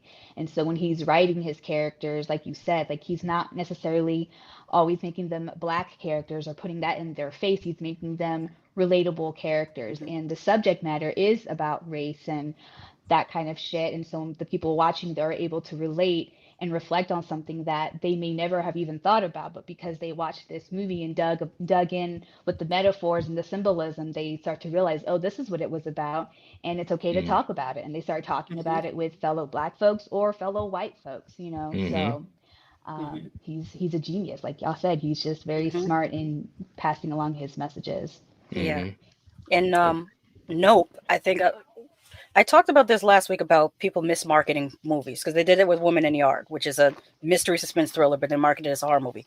Nope was also marketed as a horror movie when it's an adventure sci-fi movie, and Yeah. and Yeah. and Hmm. it reminded me a lot of watching Close Encounters of the Third Kind. It's that Yes. style of filmmaking, and I think people Absolutely. didn't appreciate it because they went in there expecting something else. But if you go in Mm-hmm. expecting a Spielberg type movie, you'll have a good time. I mean, he Yeah. literally said he was inspired by Jaws, and you Hmm. can you can see that in the Yeah. I film. guess But he did. Yeah. yeah, but you're right. People went in thinking, okay, this is going to be horror. We're going to have these aliens running, these little aliens running around, kidnapping people or whatever. And Hmm. it's like, no, that's not what it is, which Yeah. was unfortunate. Hmm. We marketing, but I loved it. I thought Yeah, Daniel Yeah. and Kiki hmm were amazing. It Especially was, Kiki. Wonderful. yeah, Kiki was Yeah. yes. fire. Oh my Mm, God, it was so. And again, I mean, I know we're talking about this, and I know we all know it, but seeing these two African American characters Hmm. in these particular roles, it was just so refreshing. It was so cool. When I was in the theater and I'm there with Coriander and the two little ones, and we're like seeing them on this big screen, and I'm like, in my mind, I'm like, yeah, it's just cool. I can't lie. That's Aw. how I felt. I felt Yeah. that mm. pride in it, Hmm. and I'm just so thankful that we're at least at this point. We got a long way to go Yeah. Hmm. for Still got a sure. long way to go. Yeah. Very long way to go, but it was really cool at my age now, being a fan of horror since I was like 6 or 7 years old, to be able to see these types of things and to be able to enjoy it with other people, and especially with the platforms that we have, with people all across the world. It's cool to be able to share that and to hopefully keep it going and pushing Hmm. forward. Because when I first saw the trailers for Nope, I really didn't know what was happening. I Hmm. did get a sense of Jaws. Is he doing Jaws in the sky now? Is he going there? Sky now? But I knew there's going to be sci-fi elements in the particular film. But I think the big thing I really liked about Nope was the background of the characters that Daniel and Kiki played. They were something that happened in real life, where you had this black people actually own the stables of horses, and he used them for movies. And I thought that was a great aspect of the characters he played. Hmm. Mm. Absolutely. Yep. And Daniel, man, his performance was it was just so good, man. It was Oh just yeah. like he just has this just some actors and actresses just they just have a natural charisma. And he's one of those, for me anyways. He's one of Mm. those actors, and I was just so tuned into him in his performance for Nope. I love that movie. I've seen it like at least a dozen Oh, times. geez. All right. I definitely saw it twice in the theater for sure. Nice, I nice, know. I nice, saw it. I saw it 3 times in the theater. Okay. Hmm. nice. Nice. Yeah, man. Parts in that film, and the two little ones, they're not afraid of anything, but they Mhm. got scared in Nope. And me and Coriander, we're sitting there, we're cracking up. We're like, yeah, yeah. You know how kids are. They're like, oh, these movies ain't scary. Blah, blah, blah. It's like, all right, whatever. And they were actually scared in Nope, especially that scene when the people were getting, sucked Mhm. up into the. And I was Mm. like, this is awesome, man. We're scared the kids too. This is a win. I'm glad that kids get to see themselves reflected in film more often, also, children of color, because we mentioned earlier tonight Kylie Curran and Dr. Sleep. Mhm. And when I was growing up, I think the only two kids I could think of no, there was three. There was Reggie from Friday the Friday 5. 13th, Hmm. and Fool from Fool. The People Under Stairs, Mm. and I can't remember the actor's name, but Mike Hanlon from It, the Oh miniseries. yeah. That's Oh, you're three. talking That's the yeah. miniseries. Yeah, I can't You're Mhm. remember it right. neither yet, but I know you're talking about. Yeah, yeah. That's another thing. We really haven't seen a lot of African American kids in Mhm. Mhm. horror films. That's another thing that probably needs to change. Mhm. Mhm. You could just So probably Now true. put them on the we name with have your hand and pick them out. what's Mhm. I the also little would be girl's okay with name? 0 kids in movies, just to be fair. Oh, Some well, I kids mean, just really don't even need to for be in kids movies. to see themselves, like Sure, but there was a little girl in Lovecraft Country. She did an Oh awesome yes. job. She did a really, really good Yes. job. Yep. Yeah. Right. Even though I didn't watch season 1 of them because it was a little too dark for me, I watched season 2 of them on Amazon. But the first Mhm. Hmm. season, I felt it went too deep into what I call black trauma porn. I'm like, I can't eat popcorn to my people's misery. Like Mhm. Yeah, there's a line. that's a that yeah, you There's a really line. have to try to ignore that aspect. But I understand why they did it because that's what happened to us, at Yeah, that time. Yeah, but it's kind of hard. It's just like trying to watch Roots now. yeah. Yeah. Uh, Right. that is Yeah. I also feel. why, though, I absolutely loved Eve's Bayou and had that on repeat because, Eve is who Hmm. I Mhm. identified mhm. with, obviously being about the same age as her Hmm. in the movie when I first watched it and loving the hell out of that movie. It's just so spooky and creepy. I absolutely love it. Mm. That's She's another Mhm. Oh one. amazing. yeah. Lucas in Stranger Things. He's Oh adorable. Yes. yes. Yeah, he's good in that Mhm. one. Yes. Good call. Good call. Hmm. Yep. And his Yeah. It's sister, what's his sister's name? She reminds oh me of Dee from What's Happening. Do you remember What's ye- Happening? yes. Oh, Yes. She That is so reminded me of. true. Oh Hmm. my God. That is so true. Yeah, but we do need more, more of them. And it's funny because when you were naming, Fool and all of them, I was thinking the same thing, but it's that small little group. Hmm. So hmm. it'd be definitely nice to see, more opportunities. Oh, I just thought of It another would. one. The little boy from the new Salem's Candy, Lot. He was Salem's great. Lot. Oh yeah, you're Oh yeah, right. he was the best thing about the Hmm. new Sam's Lot. He was the best thing. He was the best thing. Yeah. Yeah, yeah. I Yeah. wasn't too big on. I mean, it was all right, Hmm. but I wasn't too big on it overall. But he was like a standout, He Yeah, in was, he my was. like I opinion. say, I, he was I standing. enjoyed him. I liked what they did with the vampires with the eyes. I thought it was a decent job, but they had Mhm, no character development. It's like No. for some reason mhm, that he goes back home, and next thing you know, here come the vampires. It's like, wait a minute, where's the character development? Hmm. yeah, Where's the yeah. story? Mhm, I don't mind getting into the vampires, but come on now, let's get some character development. The next thing Hmm. you know, here come the vampires, and that's why I didn't like it at all. I prefer to watch the whatchamacallit, the The one that original stars, not the or the one original. with Rob Lowe. The one I'd rather watch the one Rob Lowe, and everybody can't stand that one. I didn't think that one was that bad, actually. I mean, I know why Mm. people didn't like it, but I like it. But Hmm. I really had no problem with it. Mhm. I understand why people love the original because I love the original too. But Me I had too. no problem with the Rob Lowe one. But Hmm. can't make everyone happy. Mm. Hmm. All right. Do we have anything else to add on this nice, lovely discussion that we're having? Just about a horror TV show, which I think more people should be watching, and that is From. Harold Perrineau is acting his behind off in From, and I it's love so him. good. I Hmm. need to watch Mm. it. Yeah, I need to I'm watch I it too. know. behind. Like, I've been. I've always hear just good things about it, and I haven't got a chance to watch it yet. Hmm. Yeah. What season is it on? Is I it think on? we're going into season. Well, we won't get season 4 until 2026 for some Okay. reason, but it's had 3 seasons, so you have Yeah. time to catch up. But I Right. was Right. there Right. from episode 1 when he Mm. smacked the dog mess out of that dude for leaving the window open, and the creatures got in the window and got his daughter because he left the window open. Harold smacked the dog crap out of him. I was like, Mm. okay, I'm here for this show. They're being real about this situation in this town. Uh, Anything else you need to add, DeRae? Um, I just hope, yeah, let's get that female villain in the mm. works. I think I might want to start, coming up with some ideas myself now that you're talking about it. But yeah, I would love to see more female villains of color or not, otherwise. That would be amazing. But yeah, I'm just really glad to see that we are evolving slowly but surely. And Mm. thanks to Jordan Peele for that. A lot of that in the last six, Hmm. 7, 8 years. So yeah, let's get more of that. Loving it. Yeah. Who's a Walking Dead fan? Well, I Yeah, was. here. I Uh-oh. was. We Was fell And was off. that was before or after season 8?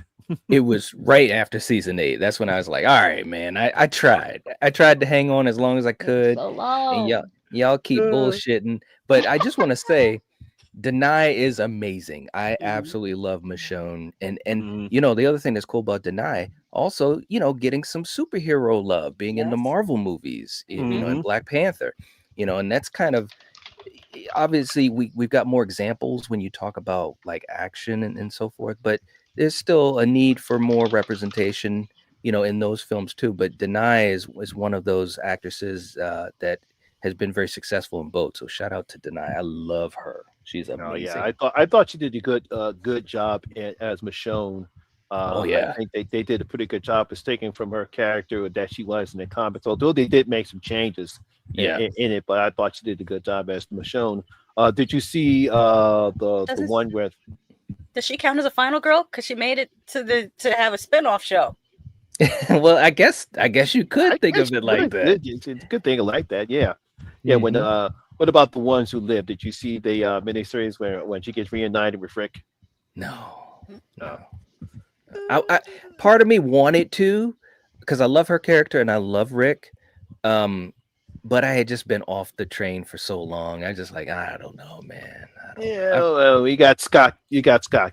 Gimple to thank for that because Yeah. after he took over the show, if he took over show running, and Hmm. the mistake that he made, and I think AMC made, was instead of just keeping it simple and just Hmm. making the season no more than 10 to 13 episodes, he actually decided to make it 22 episodes, and Hmm. That's a you little. can't try to do some of the things that they did because one of the worst thing they did was when they faked Glenn's death Yeah. and then they took 3 episodes before they actually got a chance to see what happened to him.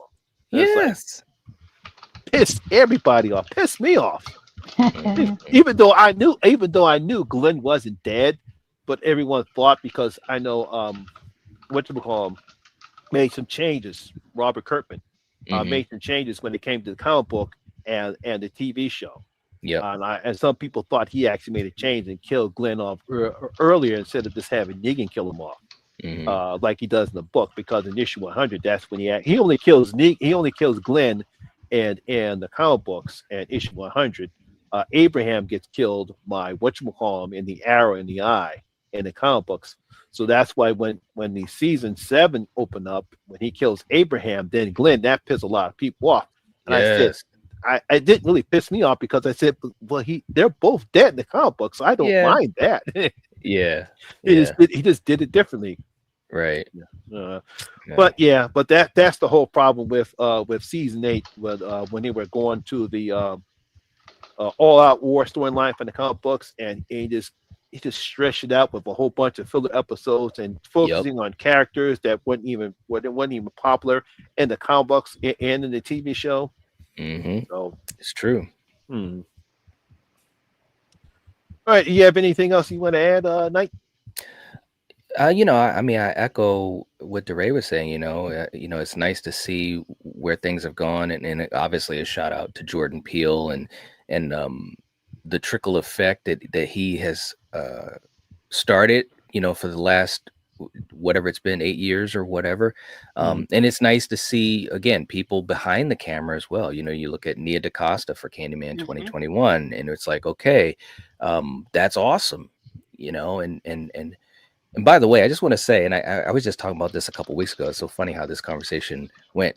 So I rewatched Candyman 2021, and you guys know how, at first I was kind of like, well, yeah, it's cool. I wanted to see more Tony and blah blah blah. But you know what? It's a pretty good. It's. I'm enjoying it a lot more. I've probably watched it at least 3 or 4 times in the last 2 months or so, and I'm just like every time I'm watching, I'm like, yeah, I see what they were doing. But it's nice to see where things have gone and hopefully where they can go, and it's really encouraging. And especially for young horror fans, I think they're going to have a lot of people that they can, especially people of color, that they're going to be able to look to and connect with, whereas for a lot of us, we didn't have as many opportunities. So it's nice to see that growth. Hmm. mm. Yeah, because I think the future looks great for us. Jordan Peele, his next film is coming out. It's called Him. It's going to be interesting when that film is coming out. We have Sinners coming out in a Hmm. couple more weeks. I'm looking forward for that particular film. I Yes. think Michael B. Jordan is going to do great in that particular film. Uh, Obviously, we had was it Aaliyah Cooper and what she did for Megan. Oh yeah, yeah, But yeah. And Yep. I think she co-wrote Barbarian and Malignant too. yeah, yeah, Yeah. she did. Yeah. No, I think she's got a bright future. So Hmm. it looks like it looks like as the evolution has changed when it comes to black horror. I think we're going to see more and more. We will finally get a um, a black icon in horror who just be just as popular as whether it's popular as Freddie Jason or Michael, or Hmm. we'll have a final girl who's just on who's just on the same level as Laurie Strode and Sidney Prescott and Hmm. Nancy. I Yeah, that think gets that's multiple entries. Like, come on.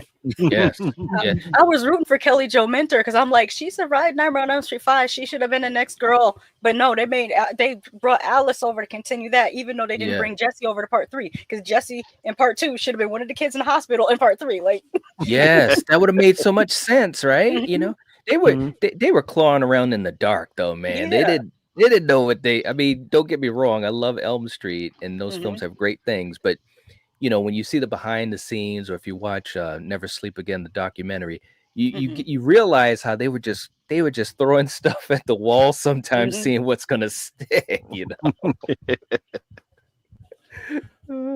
Okay. All right. I want to thank my guest, DeRae from Rainbow Fright, Night from the Nightwatch Zone, and Lady Shasha from being in here. This was a dream come true for me to have lovely African American YouTubers who love horror just as I have. Because, like I said before, it was kind of hard growing up being a kid from South Philadelphia, and people just call me weird because I just love horror and weird shit. Hmm. And to finally have these people such as myself who enjoy horror just as much as I have and have this great discussion.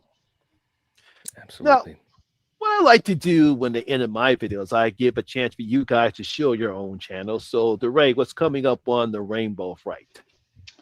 Yeah, so the next video that will be released, I don't really have a date for it yet, will be my next comparison video, which is on Invasion of the Body Snatchers, the original from the Mm. 50s, and then the remake in the 70s. I actually talked about the third remake from the 90s with Emma of the I, Impact over on hmm her channel. So if you wanted to watch that before my release, go ahead and do that. It's a super fun conversation. Definitely a very different movie from the first two. Oh, So yes, yeah, it if you was. Yes. yeah. So yeah, keep an eye out for that. Rainbow Fright. Yep. All one Ah, word on YouTube. You can find me. And yeah, yeah. Thanks again for having me.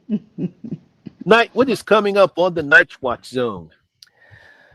Oh man, it's same old stuff. Just streaming. Actually, I'm going to be streaming tomorrow night, and ironically, we're going to be talking about Final Girls. So Mhm. um, that'll be a lot of fun, and I'm going to be having some interesting things going on next week. A lot of interactive type of stuff we try to do, whether it's battles between films and stuff like Mhm. that. So kind of the same old thing, just doing what I do over at the Nightwatch Zone. Lady Sasha, what's coming up on your channel? Well, actually, yesterday I just released a 1 hour, almost 1 hour retrospective about what I call computer screen horror, which is a subgenre of found footage. And I Yeah. talked about movies like Unfriended, Spree, The Cam. Cleansing Hour, Host, Cam, like those type of Cam. movies that are centered around your computer screen. And also Searching, that was another one I talked about. Yeah. Thursday, I have a visual podcast called What We Watched Last Weekend, and we'll be talking about an 80s classic called Terror Squad. Ooh. Also, Dead Teenagers from Tubi and Deer Camp 86, as well as 325 Forest Road. Those are the Okay. movies we watched last weekend. It, that's funny because you mentioned that because I actually saw Bloat, which is also a computer screen horror Ah, film. yes, that's on my watch list, Bloat. I won't say anything. Mm. I won't It say looks anything. good. It looks good from the trailer. Hopefully, it is Yeah, good. I won't say anything. Mm. Okay, coming up on my channel. Yes, not only have I seen Popeye's Revenge, I have also seen Popeye the Slayer Man. Yes, I watched Oh, those too. There's another one out. It's called Shiver Me Timbers. Shiver Me Timbers. Yes, It Are you just came out. serious? Yes, yes. I There are love these. three I love these films Popeye that mean horror horror. films, and I haven't seen Shiver Me Timbers, but I have seen Popeye's Revenge. I've seen Popeye the Slayer Man. Which My one did you review of like better? ugh, I'll say this: as low budget as Winnie the Pooh, Blood and Honey, and Winnie the Pooh, Blood and Honey 2. Hmm. Those films are like masterpieces when it comes to the Popeye horror films, especially Popeye's Revenge. Oh, I get it. I kind of liked Popeye the Slayer Man. That Yeah, was okay. it has its moments, and I'll give the director credit for at least trying to do something Hmm. competent when it comes to Popeye the Slayer Man. It's way better than Popeye's Revenge. I mean, you Hmm. just want to see a bad horror film. I mean, you can make a film that's good. It's just bad, like the Electric Slate. Oh, I'll tell you what's worse. Peter Pan's Neverland. Oh, Was it Neverland? Neverland Oh Nightmare. Lord. Neverland Sick. Nightmare. That was horrible. It was so horrible. I'm so glad it was free because oh my god, I'd be heated if I paid to see that. Oh man, And they it's have a like Goldilocks one coming out. I don't know when it's it comes already out. out. It's already out. Goldilocks and Three Pairs, Death and Porridge. Oh, Oh Death my and Porridge. god, man. So yeah, so that review is up on my channel. I Oh, have good. my review of the woman in the yard. That's up on my Mhm. channel. And tomorrow night, I believe on Sean Patrick Urshan, the Horror Corner. I and the rest of the Horror Hangout crew will be talking about the Hammer, one of my favorite series, the Hammer Horror Dracula series, featuring the Mhm. great late Christopher Lee. So we're going to have a great conversation on that tomorrow. So that's coming up. That's what's happening on my channel, on our channel as well. So once again, I want to thank you, lovely people, for coming on and making this a great conversation. I want to thank everyone in the chat for joining us as well. Knight, please do your outro for me. All right. Thank you guys for being in the chat. We'll catch you guys next time. And as always, if you're watching this, if you're listening to this, you are the Night Watch. Yes. And once again, my name is Lamont Smith, better known as the Horror Miser Money G, and always remember that horror rules. And y'all guys, please safe out there. Peace out, y'all.